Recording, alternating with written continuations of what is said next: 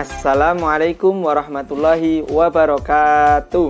Waalaikumsalam warahmatullahi wabarakatuh. Alhamdulillahirabbil alamin wa bihi nasta'in wala umuri dunya waddin. Assalatu wassalamu ala asyrofil anbiya'i wal mursalin sayyidina wa maulana Muhammadin wa ala alihi wa sahbihi ajmain, amma ba'du. Kembali lagi dengan kami di Lumpang Channel, Lumbung Pangraos.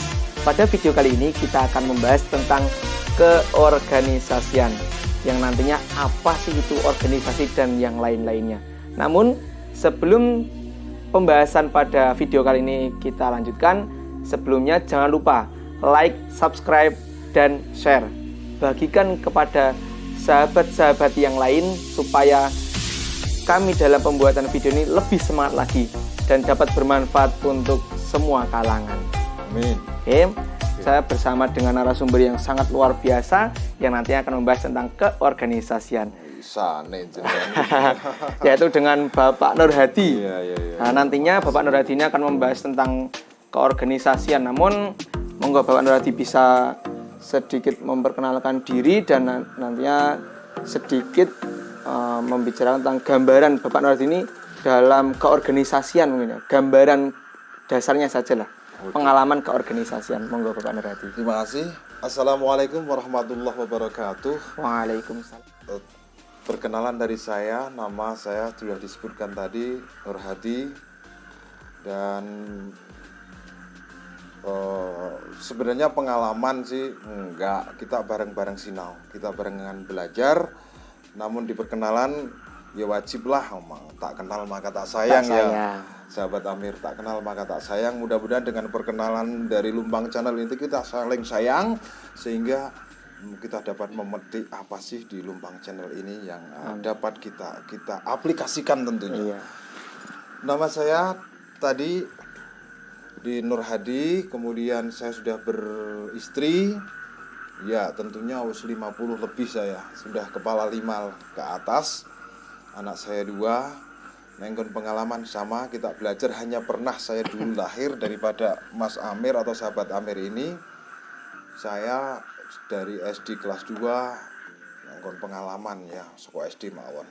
SD jadi ketua kelas sampai kelas 5. Dari kelas? Dari kelas 2 sampai kelas 5 itu ketua kelas diplonco gitu nih. Enggak juga, tapi saya seneng kok. Tapi di kelas 6 sama bapak enggak boleh. Ya udah dilanjutkan saya dulu di Sanawiyah, Mas. Saya di MTS, kemudian SD-nya tadi? SD saya di SD di dekat saya, di rumah saya. Oh gitu. Kemudian di Sanawiyah, kemudian di Aliyah, tapi Aliyah nggak kuat dulu, nggak kuat, artinya terus pindah di sekolah kejuruan, menjadikan saya untuk ngomong anak-anak orang. Dari tingkatan SLA, saya di waktu itu masih IKIP Negeri Jogja yang ada di Karangmalang itu. Kemudian di sana di SMA itu saya juga jadi ketua OSIS. Di kelas 1 sekretaris, kelas 2 itu ingat betul saya di ketua OSIS. Kemudian kelas 3 kan free, nggak ada ini toh. Terus di HMJ di IKIP itu waktu itu saya jadi dituake. Ya sekilas itu. Kemudian di Ansor pernah juga di seksi pendidikan kaderisasi di BAC di tempat saya sana. Di sini juga di seksi pendidikan kaderisasi. Pengalaman sejak dari kecil, bahkan dari SD beliau ini sudah punya basic, sudah punya pengalaman tentang keorganisasian, bahkan sampai bangku kuliah dan sampai sekarang ini Bapak Nur Hadi ya. Sampai sekarang udah umur berapa ini Pak Nur Hadi? 50-an atau kira-kira viral tampang ini. Mungkin 50-an ini Pak. Oh iya. Bener nih Pak? Nah itu umur 50 beliau masih semangat dalam berorganisasi. Tentunya beliau sangat meyakinkan. Ini adalah poin yang akan kita bahas pada video kali ini, yaitu tentang apa sih organisasi. Terus yang kedua nanti akan kita bahas kenapa kita harus berorganisasi. Dan yang terakhir nanti kita tentang kepemimpinan. Karena beliau ini tadi juga membicarakan tentang pengalaman menjadi ketua OSIS waktu di Madrasah Aliyah tadi ya. Di mana atau di SMK-nya tadi, Pak? Di SPG waktu itu. Oh, SPG. Sekolah Pendidikan Guru. Sekolah ini guru sekarang, Pak. Pengestu nih. Mengestu.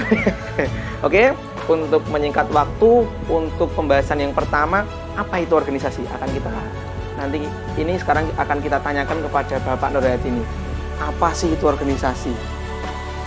Ya, tentunya kalimat itu sudah sering kita dengar di bangku pendidikan formal ataupun non formal. Organisasi, bahkan anak-anak pun sudah tahu itu organisasi, hanya belum bisa Arti khusus gitu, secara bahasa atau istilah. Organisasi itu pada dasarnya mungkin pemahaman kita samalah sebenarnya. Lengungkap adalah perkumpulan dua orang atau lebih guna mencapai satu tujuan secara bersama-sama loh. Ini kolektif gitu loh. Jadi organisasi itu perkumpulan dua orang atau lebih ya dalam mencapai tujuan bareng-bareng. Demikian sahabat Amir. Oke, tadi pengertiannya adalah suatu perkumpulan jadi ya. Dua atau lebih. Jadi kalau satu orang nggak boleh itu namanya. Nggak boleh. Dua atau lebih ya, yang mempunyai tujuan yang sama. Itu adalah pengertian singkat tentang organisasi. Akan kita lanjutkan supaya lebih masuk lagi, supaya lebih paham lagi tentang keorganisasian, yaitu kenapa kita harus berorganisasi. Karena di masyarakat orang-orang sering meremehkan dalam hal organisasi. Apa sih pentingnya organisasi untuk kita? Terus nanti sekalian narasumber ini akan membicarakan tentang kalau orang tidak berorganisasi, apa efek sampingnya mungkin ya. Kalau semisal orang nggak mau berorganisasi, apa nanti yang akan dirasakan? Monggo Pak. Siap. Dimulai dari yang pertama, kenapa kita harus berorganisasi? Ya. Sahabat Amir dan sahabat-sahabati semuanya, kenapa sih kita harus berorganisasi?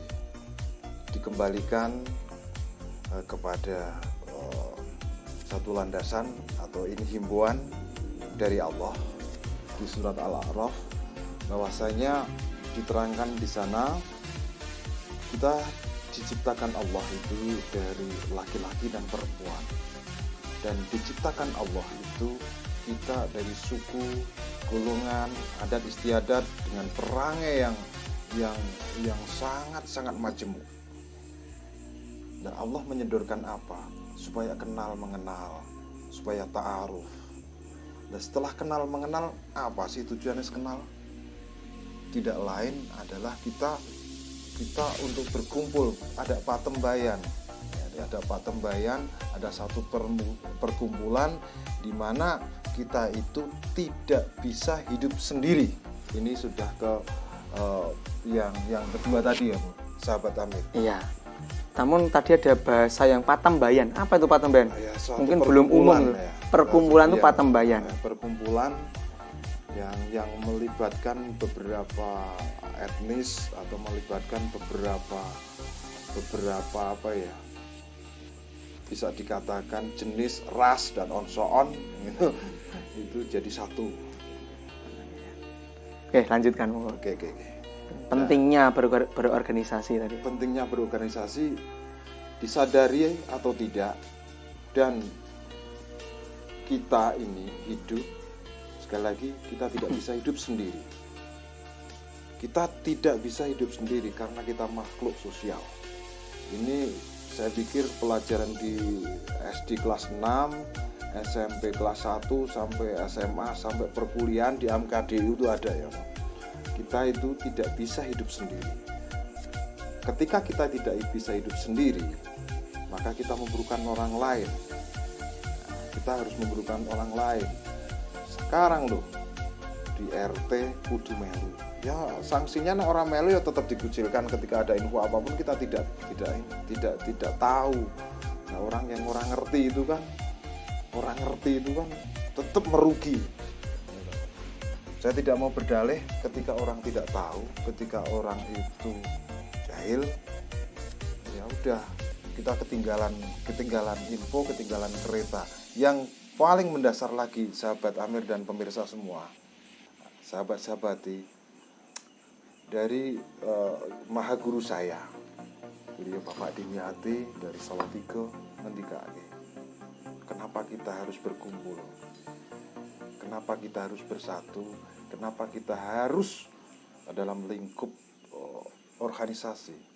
Beliau ngendikake, lihatlah ketika rusa menjangan keluar dari rombongannya, keluar dari koloninya, maka dia pertama menjadi sasaran harimau.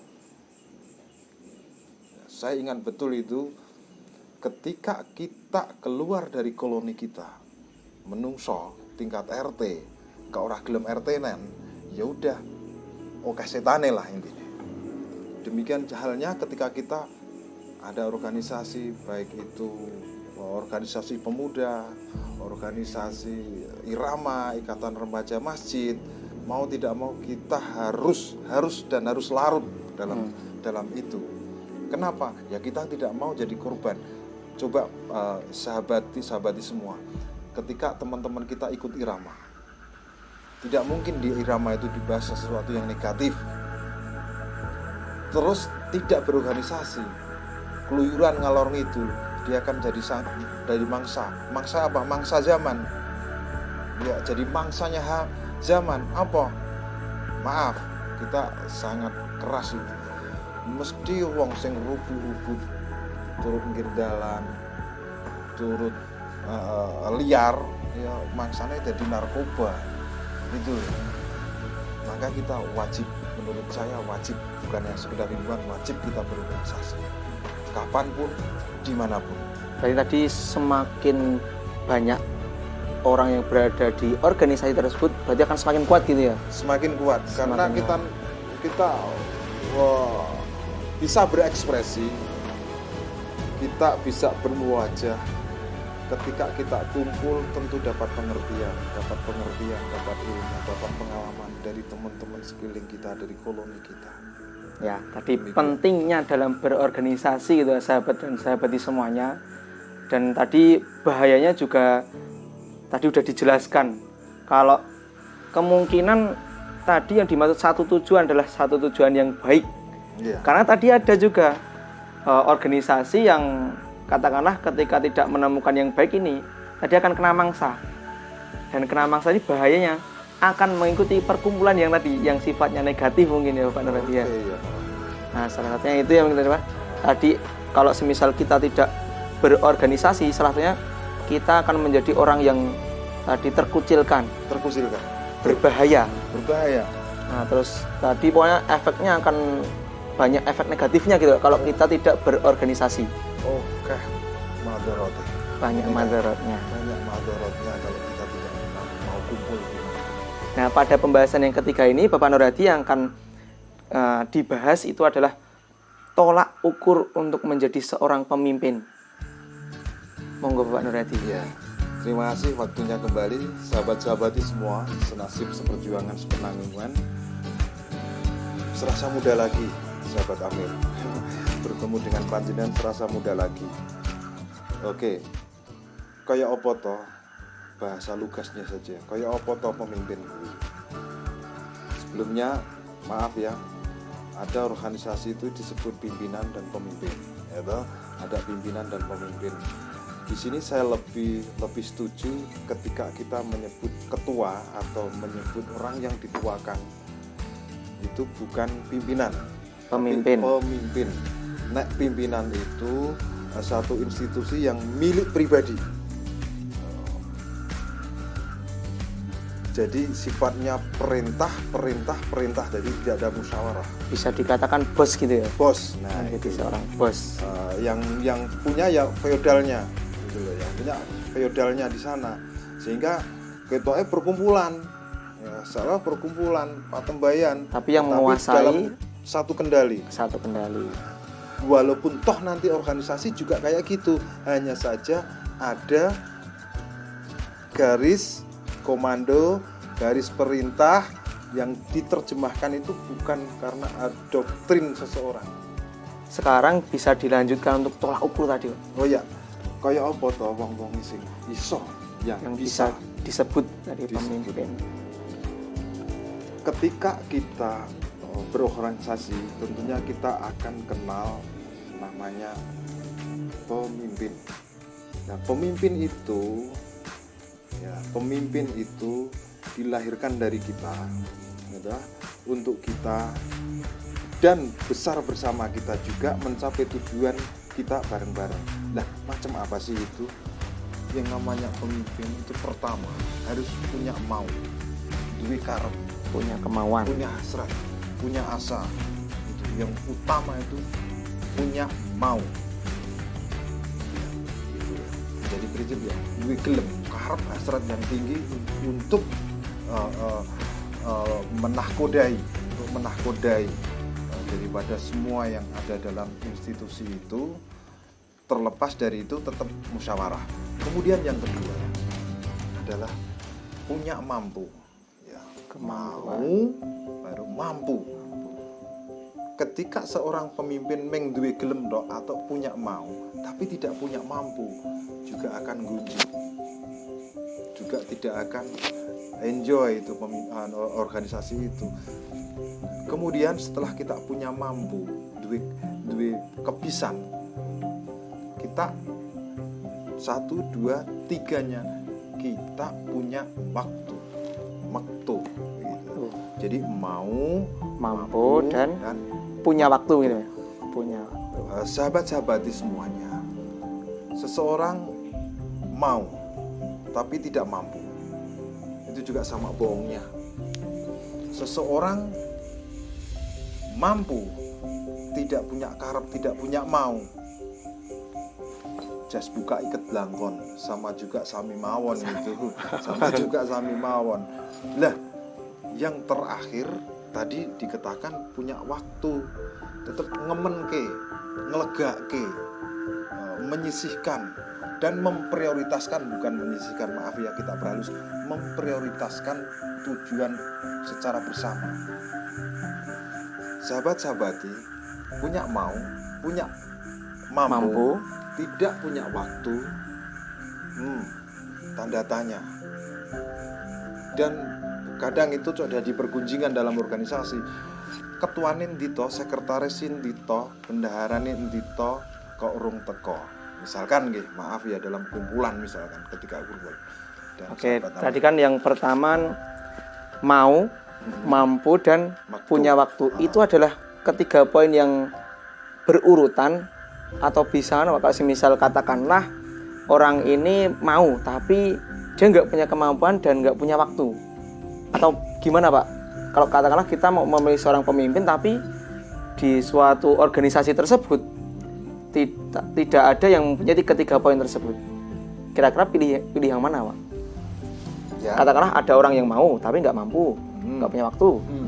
Kita punya orang yang mampu tapi nggak punya mau dan tidak punya kemauan dan tidak punya waktu. Tapi kita punya orang yang punya waktu, tapi dia nggak mau jadi pemimpin, nggak punya kemampuan. Kira-kira pilih yang mana dari ketiga poin tadi, Pak? Sahabat-sahabati, langsung saya jawab. Insya Allah begini. Ya, ketika pepet itu, paling orang wong itu dikarep atau punya mau. Soal mampu bisa dilatih. Benar. Bisa dilatih. Ya. Yang jelas kita punya mau dulu. Soal tidak bisa dilatih sambil berjalan.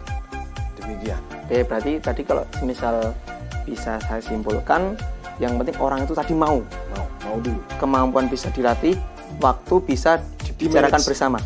Di-manage. Ketika diri sendiri sama dibicarakan sama orang lain. Orang di waktu tenan kan ada second line, nanti bahasan kita selanjutnya di sana. Oke. Terima kasih. Oke, terima kasih ya Bapak Nur Hadi. Sama-sama. Oke, sahabat dan sahabati semuanya, tadi apa itu organisasi? Tadi perkumpulan 2 atau lebih yang mempunyai tujuan bersama. Baik, nanti untuk menentukan tujuannya itu dengan cara bermusyawarah tadi ya Bapak Nur Hadi. Terus yang lainnya tadi ada poin penting untuk menjadi seorang pemimpin: kemauan, kemampuan, dan punya waktu.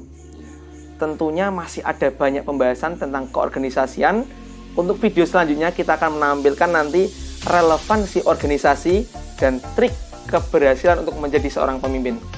tunggu video selanjutnya. Untuk pertemuan untuk video kali ini kita cukupan sekian ya Bapak Naradi ya. Sama-sama ya. Kita ketemu lagi besok. Mudah-mudahan sahabat Amir, mudah-mudahan lumpang ini tetap betul-betul bermanfaat. Amin. Oke, terima kasih atas waktunya. Terus jangan lupa like, subscribe, and share. Kurang lebihnya mohon maaf. Semoga bermanfaat. Lumpang, yes. Wassalamualaikum warahmatullahi wabarakatuh. Waalaikumsalam warahmatullahi wabarakatuh. Terima kasih Pak Nadia. Sama-sama.